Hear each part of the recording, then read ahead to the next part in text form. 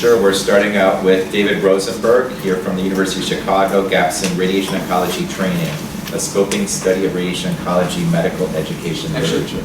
Thank you. Sorry, if you're up next, maybe come up to the front so we can kind of, during the discussion, you can use this if you want, or go with the down arrow. Thank you, and welcome to Chicago for those of you traveling from out of town. To begin, I have no disclosures related to this presentation.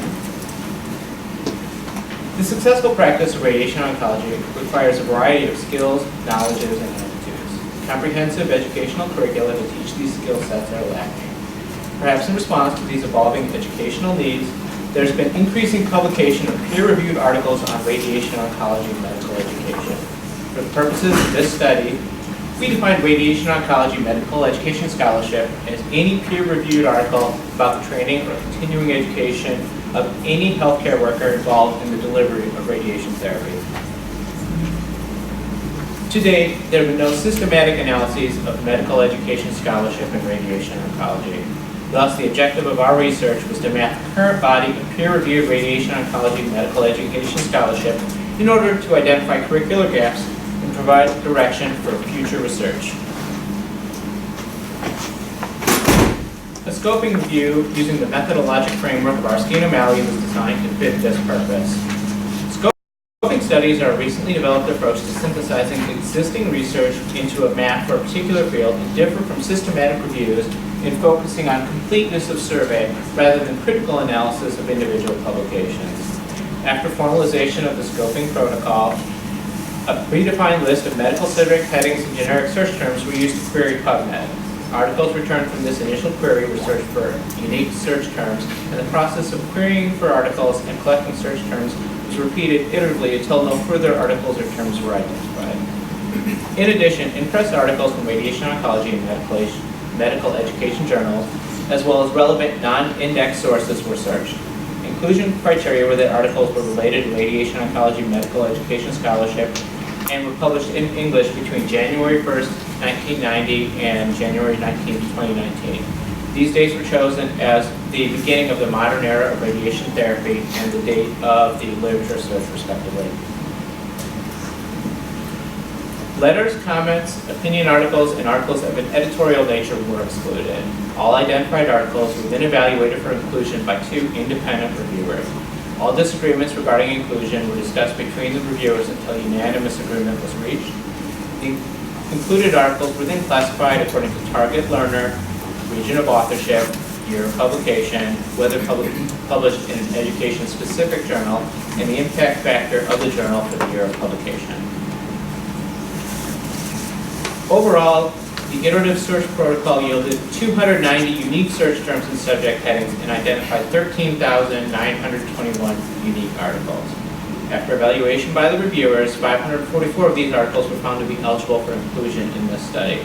Additionally, 32 in-press journals and 2 non-index sources were searched by the reviewers. These searches yielded an additional 15 articles, bringing the total number of included articles to 559. Of these, 11% of the articles were noted to be published in education-specific journals. Rates of publication for articles on radiation oncology medical education have increased over time, from a low of 3 articles in 1990 to 92 articles in 2018. This increase was found to be statistically significant with a p-value of less than 0.001. When classified based on the target learner, the largest proportion of articles were targeted towards radiation oncology graduate and continuing medical education. Relatively smaller numbers were targeted towards undergraduate medical education as well as non-radiation oncology graduate and continuing medical education. There were 2.5% of articles, 14 in total, that specifically targeted interprofessional groups, and 26.4% of articles, 148 in total, which targeted other non-physician healthcare professionals. These non-physician fields included dosimetry, nuclear medicine, medical physics, radiation biology, radiation therapy, nursing, pharmacy, and dietetics. When classified based on the institutional association of the first author, the largest proportion of articles came out of North America, Europe, and Australia. Few articles were published based on authors were published from authors based out of Asia, South America, or Africa. Viewing this data instead by country instead of continent, the largest number of articles were published in the United States, Canada, and Australia. Overall, the 10 largest producers of radiation oncology medical education scholarship were the United States, Canada, Australia, the United Kingdom, France, Germany, India, New Zealand, Italy, and the Netherlands.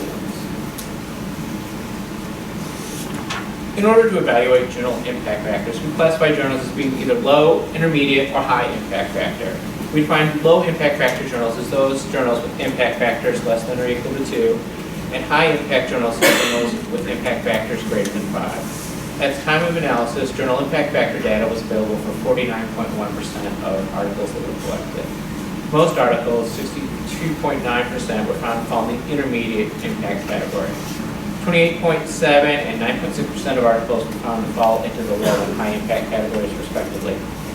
Additionally, we found that there was a statistically significant increase in impact factor over time for all articles, and that was found to have a p-value of 0.0332. In summary, we found that the rates of publication for radiation oncology medical education scholarship are increasing, and that the impact factor of these publications is increasing as well. This suggests that radiation oncology medical education is growing as a topic for academic pursuit. Additionally, though only 11% of articles were published in education-specific journals, the high percentage of articles published in intermediate or high impact journals suggests that the quality of the scholarship is quite high. We further found that a large proportion of articles targeted radiation oncology, graduate and continuing medical education, and that relatively few articles targeted interprofessional groups and undergrad medical education. This suggests that these areas may be good targets for future scholarship. Finally, significant regional biases were identified. One contributor to these regional biases is likely the English language requirement for inclusion. While some translated articles were included, the language requirement potentially eliminated a significant number of publications from inclusion. The present analysis of impact factor may have been hampered by the limited number of articles for which impact factor data was available. Among the reasons why articles did not have impact factor data included being found in non-indexed sources, being too recent for journal impact factor data to be available, and being published in journals for which impact factor is not typically calculated. Taken together, these factors suggest that the applicability of using impact factor as a proxy for article quality may be limited.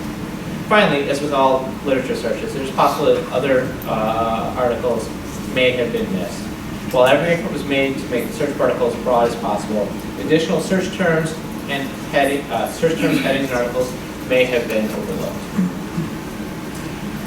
Further characterization of this collection of articles is currently ongoing. In particular, articles being categorized based on the radiation oncology topic they are covered, such as contouring or quality assurance. Additionally, we examined whether other metrics, such as perhaps citation rates, may be used in conjunction with impact factor as a proxy for article quality. Overall, this study identifies a need within the field for additional radiation oncology medical education scholarship outside of North America, the United States, and Europe, as well as research targeting interprofessional groups in undergraduate medical education. Thank you for your time and the opportunity to present here today.